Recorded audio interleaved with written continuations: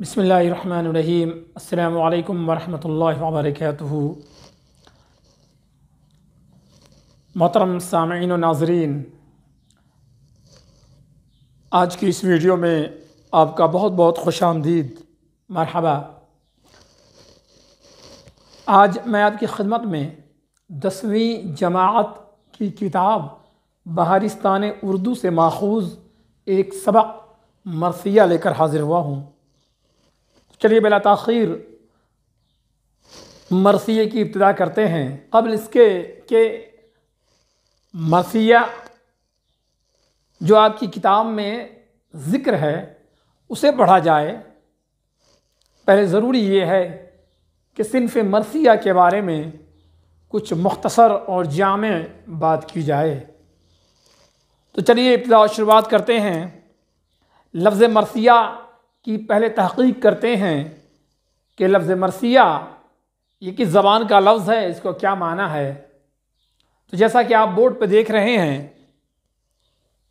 लफ्ज़ मरसिया अरबी ज़बान का लफ्ज़ है और अरबी ज़बान का लफ्ज़ इसलिए भी है, इस सिन्फ़ को, उर्दू की इस सिन्फ़ को, इस क़िस्म को मरसिया का नाम इसलिए भी दिया गया है क्योंकि इस सिन्फ़ यानी सिन्फ़ नज़्म की इब्तिदा और शुरुआत अरबी ज़बान में पहले हुई, उसके बाद अरबी से फ़ारसी में मुंतक़िल हुई और फ़ारसी से फिर उर्दू ज़बान में आई।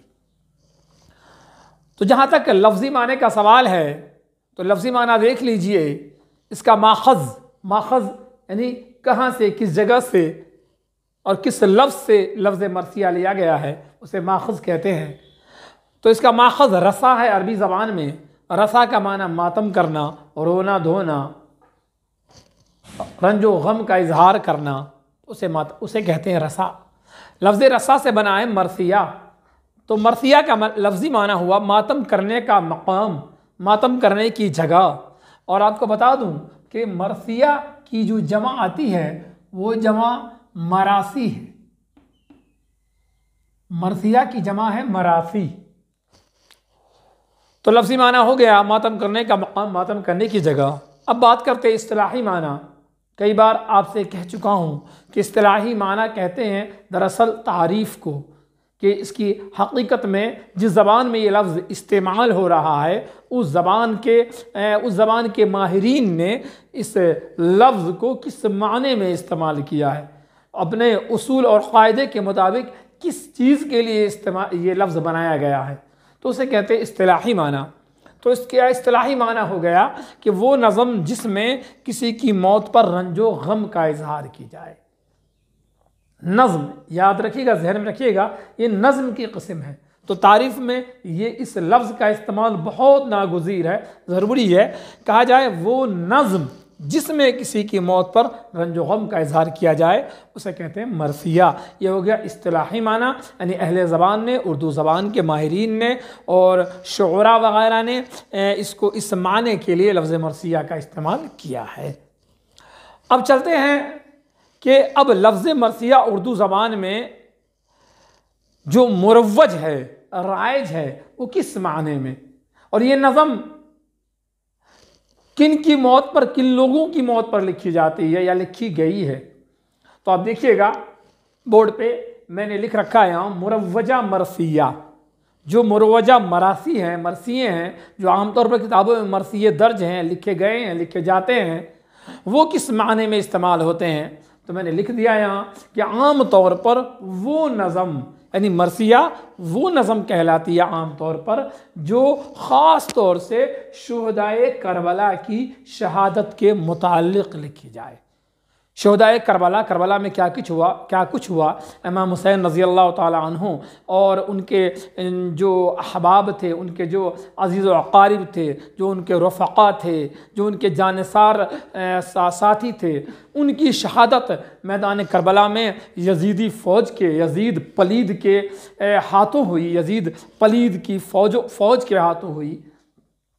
तो जो शुहदाए करबला हैं उनकी याद में, उनकी शहादत के मुताल्लिक़ जो नज़में लिखी गई हैं, ख़ास तौर से उन्हीं को उर्दू शायरी में मरसिया कहा जाता है। ये बात ख़त्म हो गई। अब हमने किताबों में देखा है कहीं कहीं कि आम लोगों की मौत पर भी मरसिए लिखे गए हैं। आखिर उस मरसिए को, उस नज़्म को हम क्या नाम देंगे? क्योंकि जब हम मुतलक़न मरसिया कहते हैं तो इससे मुराद तो सिर्फ करबला के शहीदों की शहादत के मुतल्लिक़ जो लिखी जाते हैं मरसिए, वो मुराद होती है। लेकिन जब आम लोग की मौत पर जो नज़्म लिखी जाए उसे, उस मरसिए को क्या नाम देंगे? तो जनाब तो बोर्ड पे देख लीजिए, उसे कहा जाता है शख्सी मरसिया। यानी तारीफ होगी आम लोगों की मौत पर जो नज़्म लिखी जाती है और उस नज़्म में उसकी मौत पर रंजो गम का इजहार किया जाता है, उनकी खूबियाँ बयान की जाती है मरने वाले की, तो उस नज़्म को शख्सी मरसिया कहा जाता है। यानी उस मरसिए की निस्बत और ताल्लुक़ ख़ास उस शख्स की तरफ की जाती है। मसलन गालिब का मरसिया, हाली का मरसिया, इसी तरह इकबाल का मरसिया। यानी इकबाल का मरसिया वो होगा जो इकबाल के चाहने वालों ने, इकबाल के मुतक़िदीन में से किसी मुतक़िद ने, किसी मुरीद ने जो नज़्म लिखी हुई इकबाल की मौत पर, तो उसे कहा जाएगा इकबाल का मरसिया।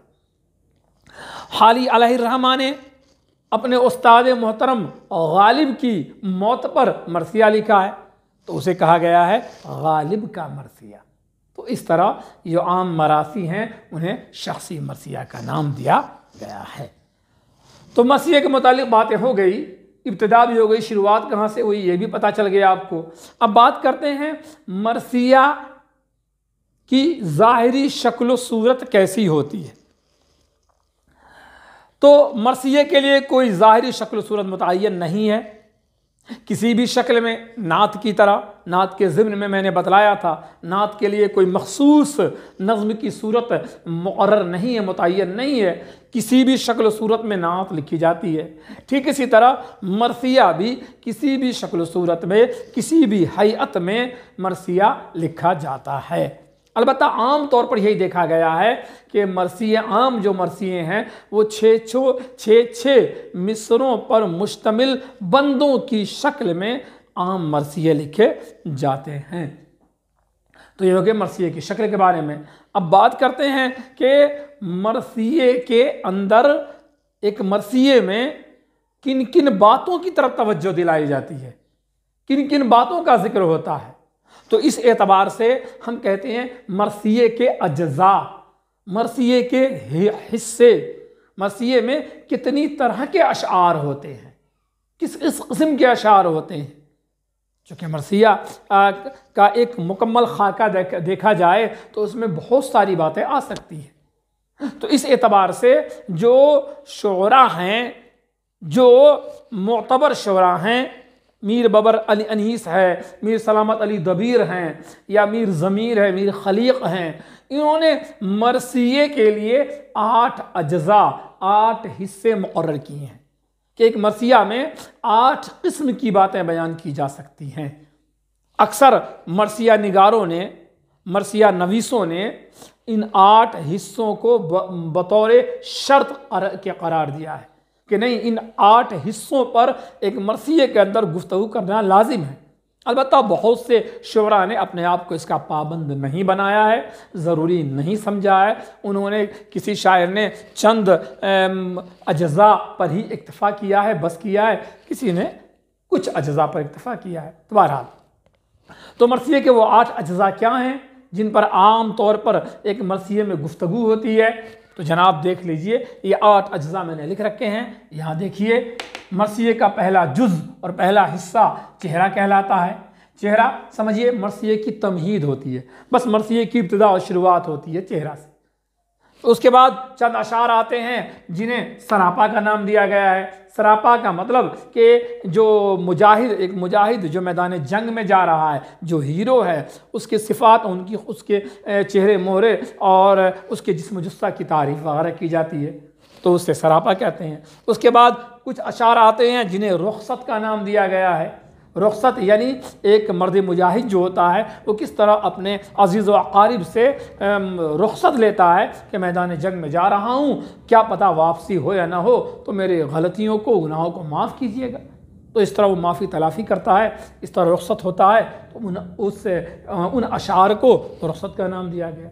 उसके बाद चौथा हिस्सा आमद आता है, यानी मैदान जंग में जब हीरो या मर्द मुजाहिद पहुंचता है तो पहुंचते ही पहले उसके घोड़े की तारीफ़ की जाती है, उसकी तलवार की तारीफ़ की जाती है, सिपर और ढाल की तारीफ़ की जाती है, मैदान जंग का मंजर बयान किया जाता है। तो इस तरह के जो अशार होते हैं उन अशार को आमद का नाम दिया गया है। पांचवा हिस्सा, पांचवा जुज़ रज्ज़ कहलाता है। रज्ज़ के माने खूबी और बड़ाई बयान करना, यानी मर्द मुजाहिद और जो हीरो होता है वो पहले अपने ख़ानदान की, अपनी जुरत, अपनी बहादुरी और शुजाअत की तारीफ़ें करता है। तो उस हिस्से को रज्ज़ का नाम दिया गया है। उसके बाद अगला हिस्सा आता है मरसिया का, उसे जंग का नाम दिया गया है। यानी अब जंग शुरू हो गई और किस तरह एक मुजाहिद दुश्मनों से नुबुर्द आज़मा हो रहा है, जंग कर रहा है, इस मंज़र और इस सीन को बयान किया जाता है, तो उसे जंग कहा जाता है। सातवां हिस्सा हो गया शहादत। अब किस तरह मुजाहिद लड़ते लड़ते वो शहीद हो जाता है और ज़मीन पे गिर जाता है, तो इस मंज़र को जिन अशार में दिखलाया जाता है उन अशार को शहादत का नाम दिया जाता है। उसके बाद बीन है, और बीन मरसिए का आखिरी हिस्सा है। बीन के माना है गम, रंज और अफसोस करना। तो गोया कि ये जो मातम, बीन का लफ्ज़ है जो मातम के माने में है, तो ये मरसिए का आखिरी और सबसे जानदार हिस्सा होता है, सबसे असल हिस्सा होता है, क्योंकि यही मकसूद है। मरसिए का मकसूद ही यही है, मातम करना, गिरियाज़ारी करना, रोना धोना, मरने वाले की मौत पर, शहीद होने वाले की उसकी शहादत पर रंज गम का इजहार करना, मातम करना। तो यही बीन का माना है और मरसिए का यही असल जुज़ है। तो गोया कि ये मरसिए के 8 हिस्से हो गए।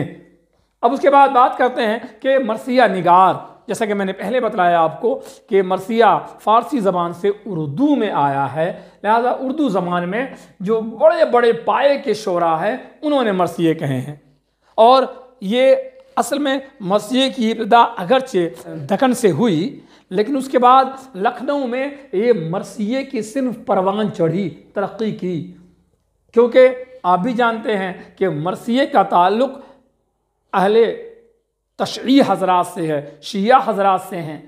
तो और शियों का गढ़ हिंदुस्तान में लखनऊ को समझा जाता है, तो इसलिए लखनऊ के अंदर ही सिनफ़ मरसिया खूब तरक्की की। चुनांचे वहाँ के 2 शुअरा जो इंतहाई माहिर है, नंबर 1 मीर बबर अली अनीस और नंबर 2 मिर्ज़ा सलामत अली दबीर। अगरचे इनके जो आबा व अजदाद थे उन्होंने भी मरसिए के अंदर कमाल हासिल किया है, लेकिन इन दोनों ने जो शोहरत हासिल की मरसिया निगारी में और मरसिया गोई में, वो किसी और के हिस्से में ये शोहरत नहीं आई। तो ये 2 काबिल तवज्जो और मशहूर शोरा हैं मरसिया गो शायर, नंबर 1 मीर बबर अली अनीस और नंबर 2 मिर्ज़ा सलामत अली दबीर। इन्होंने ख़ास तौर से मरसिए के जो ये अज्ज़ा हैं इनका अपनी नज़म में, अपने मरसिए में मुकम्मल और पूरा ख्याल रखा है। लेकिन फिर भी ये ज़रूरी नहीं कि इन अज्ज़ा का ख्याल रखा जाए। तो ये हो गए मरसिए के बारे में पूरी बातें। अब आपकी किताब में जो मरसिया दर्ज है इंशाअल्लाह उसे अगले वीडियो में बयान किया जाएगा। जब तक खुदा हाफिज़, अस्सलामु अलैकुम व रहमतुल्लाह।